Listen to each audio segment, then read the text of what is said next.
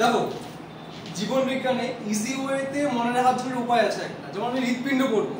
এবার হৃৎপিণ্ড পড়ার সময় আমাকে কনভেনশনাল ডায়াগ্রাম আঁকার কোনো দরকার নেই, আমি জাস্ট একটা সিম্পল হার্ট আঁকাবো, সিম্পল হার্ট আঁকালাম। আমাকে বইয়ের যে বুকের মতো আঁকাতে হবে ওটা মানে এরকম সিম্পল আঁকালাম। এবার আমরা জানি হৃৎপিণ্ডের 4টা প্রকোষ্ঠ হয়। একটা কি হয় অলিন্দ, এটা কি ডান অলিন্দ, এটা কি বাম অলিন্দ, এটা ডান নিলয়, আর এটা কি বাম নিলয়। কোশ্চেনটা কি আসতে পারে?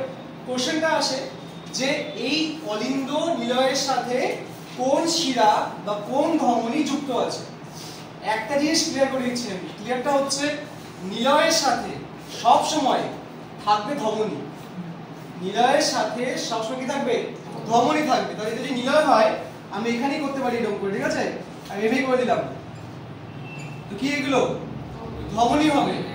আর যেটা অলিন্দ হবে, অলিন্দের সাথে অলওয়েজ কি থাকবে অলওয়েজ থাকবে শিরা, তো এটা একটা শিরা হবে, এটা একটা কি হবে শিরা হবে, এটা কি একটা হবে ধমনী হবে, এটা কি হবে একটা ধমনী হবে।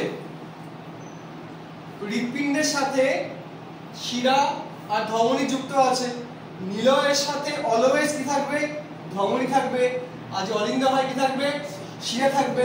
এবার যদি আমি হৃৎপিণ্ডকে ক্রস করি, ক্রস করি দেখবো এটা এটা হবে মহাশিরা, এটা কি হবে মহাশিরা। ক্রসে যাব তো এটা কি হবে এটা হবে মহাধমনী। এই ক্রস করলে, আর যদি এই ক্রস করি এটা হবে ফুসফুসীয় শিরা, আর এটা কি হবে এটা হবে ফুসফুসীয় ধমনী।